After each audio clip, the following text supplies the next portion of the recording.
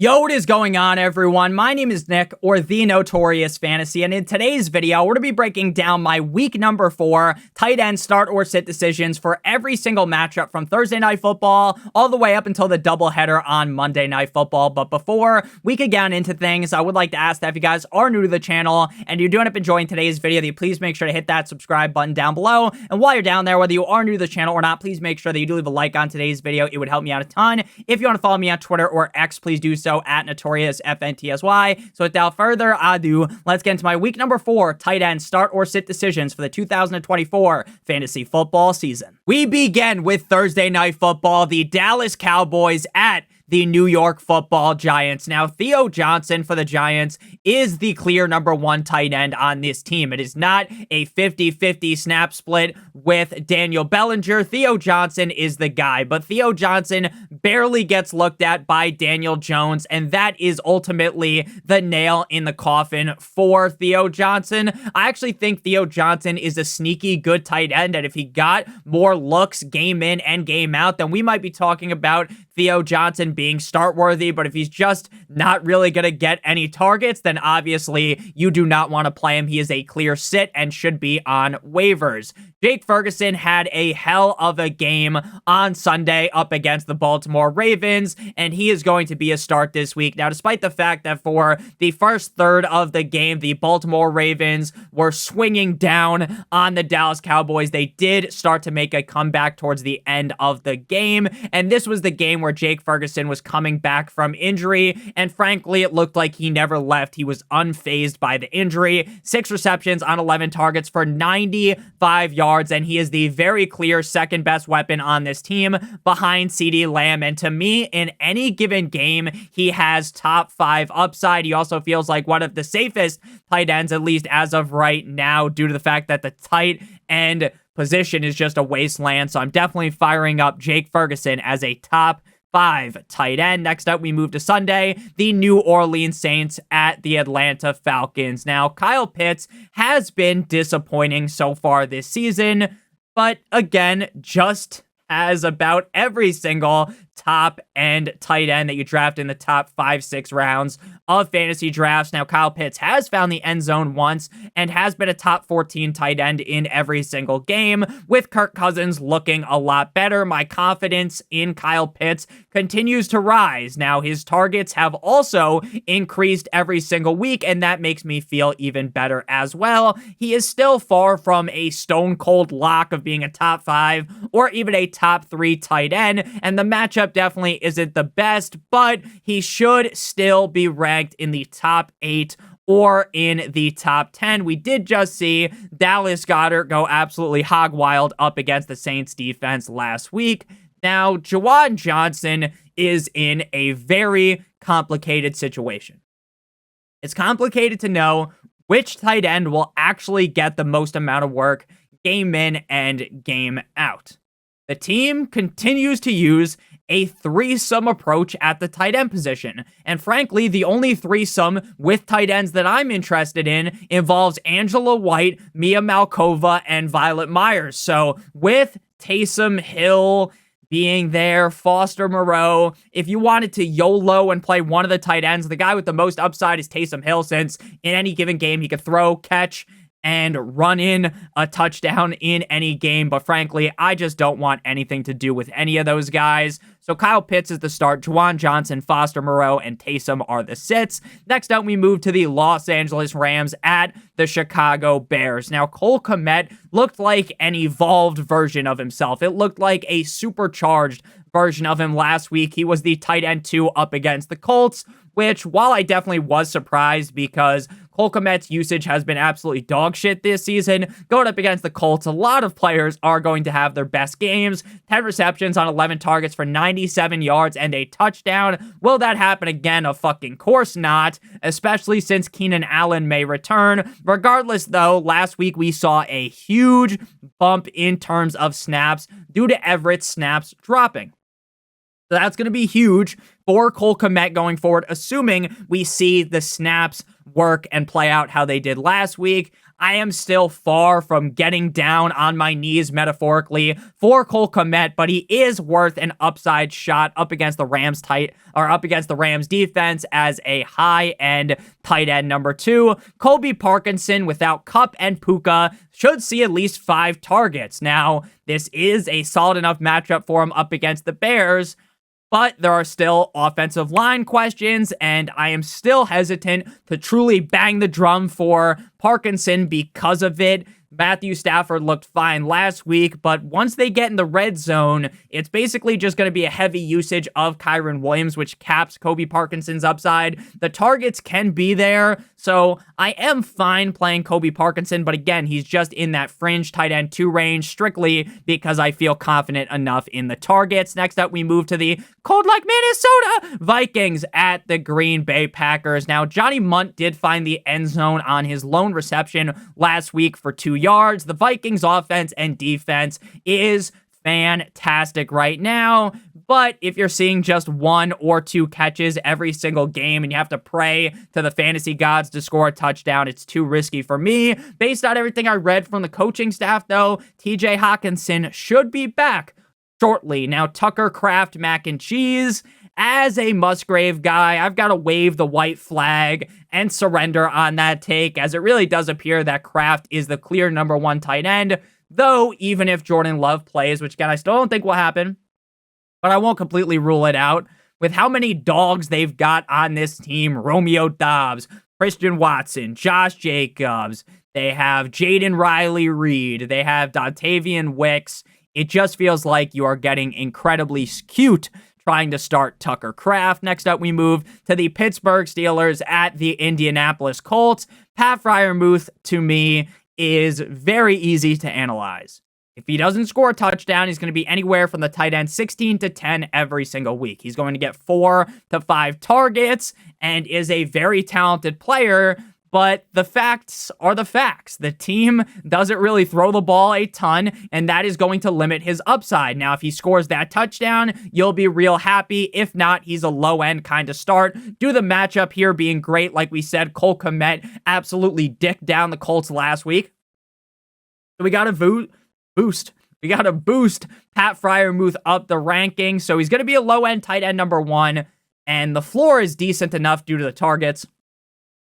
But, you know, for Freiermuth's sake, I get the Steelers. The Steelers are winning games doing what they're doing. I get it. If I was the Steelers, I would do the exact same thing too. But Freiermuth obviously is hurt by the fact that they don't really throw the ball a ton. Kylan Granson and Mo Alley Cox continue to share the load and the tight end room. No Diddy here. Kylan Granson's fine. Mo Alley Cox are fine. Like, it's a fine tight end tandem.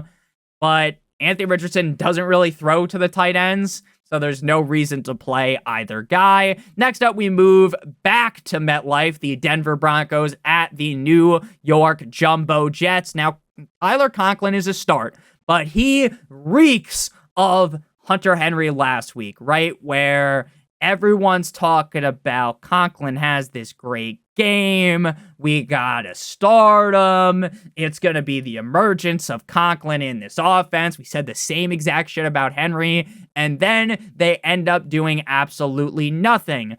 But the matchup here up against the Broncos is as beautiful as Vanessa Hudgens, so I'm going to list Conklin as a start in that high-end tight end 2 startable range. We do know Aaron Rodgers does like to throw to the tight end, so if Conklin continues to see a decent amount of targets, then Conklin could be start-worthy for the rest of the season. But again, there is something here that just kind of smells a little messed up to where I wouldn't really be shocked if Conklin had a really down game. Greg Dulcich, I do think with the few amount of weapons on the Denver Broncos that besides Cortland Sutton, Dulcich could definitely carve a path here into becoming fantasy viable, especially if Bo Nix turns things up a little bit. He had 8 targets in week 2. The last week he had 0. I'm not going to get cute and play him this week, especially since his snaps have been dipping hard. Next up, we move to the Philadelphia Eagles at the Tampa Bay Buccaneers. Now, Cade Otton had the Broncos defense in shambles as the tight end 7 last week. 7 receptions on 8 targets for 47 yards. With that said, it is extremely unlikely to repeat as there are just so many weapons on this team. Mike Evans, Chris Godwin, Rashad White, Bucky Irving, Jalen McMillan. It just kind of leaves Cade Otton as the odd man out. Now, he's going to have games like this.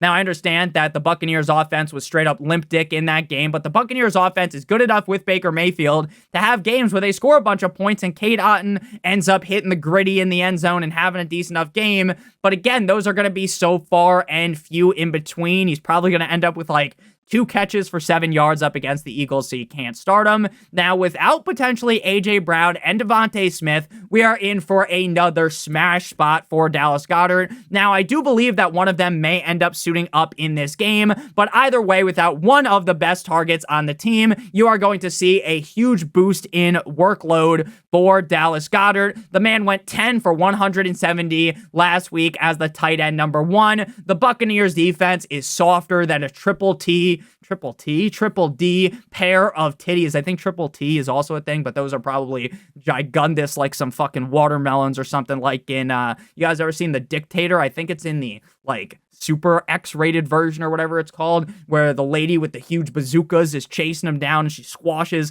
the watermelon with her tits. If anyone's seen that, if you know, you know. I love Goedert here as a top 3 tight end. Next up, we move to the Cincinnati Bengals at the Carolina Panthers, the revenge game for Andy Dalton. Mike Licky was the tight end 11 last week and the tight end 5 in week 2 in Burrowhead. Now, Eric All's usage is stopping me from truly singing the praise of Gesicki as a Gesicki truther. He has had 4 targets in back-to-back weeks, but with this matchup being so glorious, I will give Gesicki the low-end tight end 1 ranking to a high-end tight end number 2. Tommy Make That Ass Tremble has seemingly taken over from Colonel Sanders over there, who was the tight end number 1, Jatavian Sanders. So that's cool. With that said, though, he is on an offense that isn't the greatest and on a team that, at least through games, doesn't really seem to focus on the tight end position. Now, if Tommy Tremble was Zach Eifert from back in the day, then sure, maybe you want to start him, but he's not. He's not going to get peppered with targets. He belongs on waivers. Next up, we move to the Jacksonville Jaguars at the Houston Texans, an AFC South division rivalry matchup. And honestly, this game on paper should be a stomping of the Jaguars, but it might not be. You know, you never know with these interdivisional games. We thought maybe the Jags would be able to at least do something against the Bills, and that didn't end up happening. Now, the thought process on starting Dalton Schultz is as simple as it gets. The Texans go bang bang, they have huge game. Schultz ends up in end zone, good game. Now, that more than likely won't happen. Because even if they have a great game, there's still Nico Collins.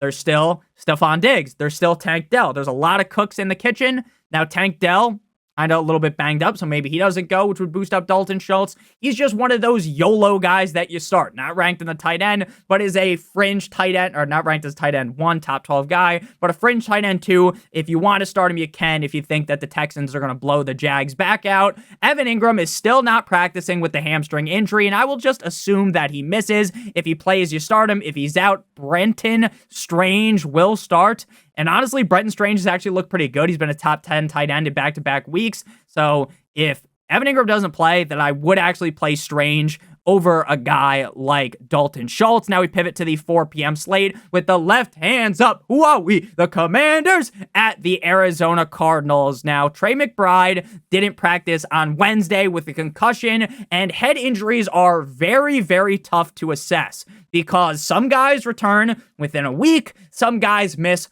multiple weeks or could miss even the season due to having one. Now, I assume as of right now that he'll be held out, but if he does magically play, then I'm going to start one of the best tight ends in the NFL. Dolphins legend Elijah Higgins will be the starter if McBride misses, assuming that he's out. Higgins did score in week number 2, but probably won't see more than 3 targets here. Even in a good matchup, I just don't really think he's all that good. He was on the Dolphins back in the day.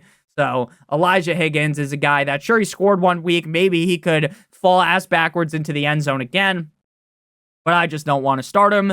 Zach Ertz has ripped off back-to-back top 10 games, and while it hasn't been pretty, 4 to 5 targets feels like a guarantee here in an offense that is humming and could score over 30-plus points in any given game. We know Ertz is solid enough inside of the red zone to finish as a top 3 tight end, so he clearly is a start at this point in the season. Very consistent thus far, and despite the fact that the guy is ancient, I still like him as a low-end tight end number 1. Next up, we move to the New England Deflatriots at the San Francisco 49ers, but before we break down this game in depth and the rest of the games through the doubleheader on Monday Night Football, I would like to give you guys a quick word for our friends and our sponsor over at Underdog. Now, if you are new and use promo code Notorious, or click on the link in the video description, you'll be able to claim your free pick, like Dak Prescott higher than half of a total yard. You match that with one of the players on the Giants or any of the players that play on Sunday or Monday, and you receive 3 times what you put into your pick'em. If you want to do more than 2 players, then the payout will obviously be higher. So if you use promo code Notorious, you match the half of a total yard on Dak Prescott with another pick. That'll be great for you. Plus, you receive a first-time deposit offer of up to $1,000 in bonus cash. Now, if you're watching this on Thursday night, the game's already started, or you're watching this after Thursday, if you get the free pick, if you're a first-time depositor, it will just be a different player. Very similar, though, higher than half of a total yard. So make sure you guys check that out. Promo code Notorious for the free pick, plus a first-time deposit offer of up to $1,000 in bonus cash. So Hunter Henry is going to be a start. Now, I get that if you started Hunter Henry last week, you felt sad, right? The guy goes nuclear in week 2 as the tight end 2, and then he follows that up with 2 fantasy points. So from the tight end 2 to just 2 fantasy points, the offense is as confusing as it gets. Henry is one of the last guys that are in the startable section of my rankings. I think he will bounce back, but it is very hard to get super excited and to get all jolly over here like I'm Saint Nick to tell you that I like him, because fucking Jacoby Brissett is under center, and his floor right now is in the basement chilling with my guy Ron Stewart. Eric Sherbert with Kittle limited in Wednesday's practice with the hammy. Now, Kittle could play, right? I'm not going to say that's impossible, but I don't think he will. If he does come back, then obviously you want to play him, as he was on fire, NBA Jam style, and there's so many injuries on the team that he's going to see a boatload of touches. But Saubert had just 2 targets without Kittle. While he did go for 42 yards, I'm just not going to be excited about a 3-target max player up against the Patriots defense. Next up, we move to the Cleveland Browns at the Las Vegas Raiders. Now, Brock Bowers had a come-down-to-earth game in a wet dream matchup against the Panthers. Everyone across the nation united and said, you know what? It's Brock Bowers season. You're already starting him, but everyone really hopped on board. Top 3 tight end, fucking gargle on the guy's nuts. And then he's the tight end 17, but he had 2 top 3 performances the first 2 weeks, so I'm not really going to panic. In that game, Trey Tucker, I barely knew her, had a good game. So did Jacoby Myers. And I don't think that will be the case going forward. Nevermore, like I'm the guy that wrote The Raven, Edgar Allan Poe, which is a poem that I had to read in my final college class when I graduated a couple of years ago. I had to wait all the way up until the winter because they didn't even offer this class until the winter. And I graduated with my history degree. I know, the most valuable degree, but that's why I'm a fucking fantasy football analyst and not, you know, an engineer or something like that. It's not because I'm not good at math. It's because I had a history degree, of course. Now, I'm not going to panic after one down game, though, with Brock Bowers. This dude is really, really, really good, and we'll see 8 or more targets in most games. He is a locked and loaded top 3 tight end for me. Jordan Akins should be the lead tight end for the Browns. Now, Njoku didn't practice on Wednesday and has missed the last 2 games with an ankle injury, and I doubt he plays again. So my favorite snake from Pokemon, Akins, is going to get the start in this game. This motherfucker had 7 targets last week, but only came down with 4 receptions for 29 yards. If you are in a deeper league, I think he's worth that deep shot from the moon, but hinging on Deshaun Watson is just too much for my liking, so I'm going to rank him as a sit. Next game, we move to the final game before the primetime matchups, the Sunday Night Football game and the double header on Monday Night Football. Chiefs at the Chargers. Chiefs 3-0. Chargers also have a great record.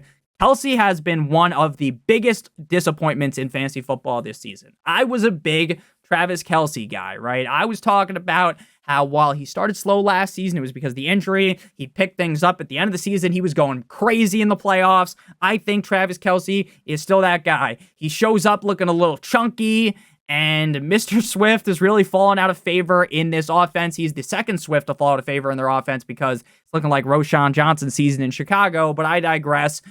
This offense just ain't giving the rock to Kelce no more. I am not sure if he will actually end up bouncing back. Now, in reality, I'm going to calm my tatas a little bit and say, yeah, he will eventually bounce back. I think he will get better. But Rashee Rice is just having one of those fantastic Chinese buffet feasts every single game, and Kelce is left in a cardboard box begging like that episode of SpongeBob where Squidward's doing that. Eventually, I do think it's going to get better, but it just really feels like a waiting game at this point. You can't bench Kelce because he's Travis fucking Kelce. Especially in a matchup like this, I think he could easily finish as top 5 tight end. Sue me, the tight ends are really bad this year. Hayden Hurst is basically in a 50-50 snap split with Will Dissly on an offense that's either going to be quarterbacked by a hobbled Herbert or Heineke, so you definitely don't want to be starting those guys or even rostering them. Next up, we move to, cause you waited all day for Sunday night, the Buffalo Bills at the Baltimore Ravens. Bills at Ravens. Now, Dalton Kincaid got a little kinky on Monday Night Football as the tight end 5, 3 receptions on 5 targets for 41 yards and a touch. The Bills' offense appears to be hotter than the sun, and that helps me feel a lot better about Kincaid. This matchup reeks of a shootout, right? It doesn't reek because it's a bad game. It smells of a shootout, and I feel confident in my ranking of Kincaid as a top 5 tight end. Now, Mark Andrews scored a grand total of, drumroll please, 0 fantasy points, which is just so great, man. So great. Just 1 target, but the team was fully committed to the run because they were elbow dropping the Cowboys. Derrick Henry was running a train on them, and there was no reason to stop doing so. I still don't believe Andrews is in a casket. It's Jover. It's over for him. But, you know, it's not the best feeling. Not the best feeling. He's still a top 8 tight end for me because the tight ends just fucking suck right now. Andrews got 0 points. Likely one-upped them with 1 fantasy point. Likely his usage has fallen off of a cliff since that amazing effort up against the Chiefs in week 1. But again, all the tight ends are so bad that I'm willing to just start Likely, as this could be a high-scoring game, as a low-end tight end number 1. We move to my game of the week, the Monday Night Football game, numero uno, 7:30, 7:15, 7 o'clock, something like that. The Les Titans at the Miami Dolphins. Miami Dolphins number 1, even though we're not number 1, we're like number 32 at this point because we suck more dick than Mia Malkova. But Jonnu Smith, he was looking good in week number 2, all fine and dandy, tight end 6. Then the next week up against the Hawks, 3 and not 3 and 2, tight end 32.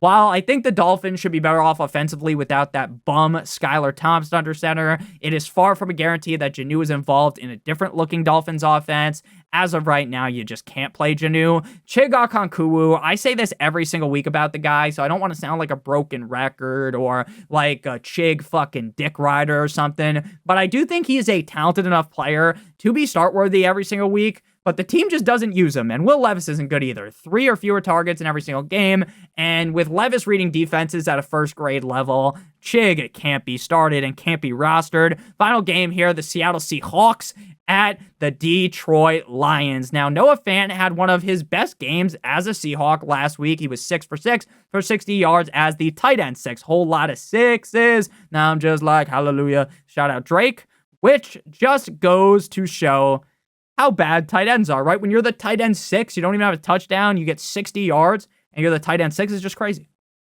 He scored 12 points and was the tight end number 6. The usage could continue. Then we're going to be talking about weekly. Oh, we actually like him. Especially because the Seahawks offense is good. But again, it's in such a loaded offense. Metcalf, Lockett, JSN, Walker, Charbonnet. There's just too many mouths to feed.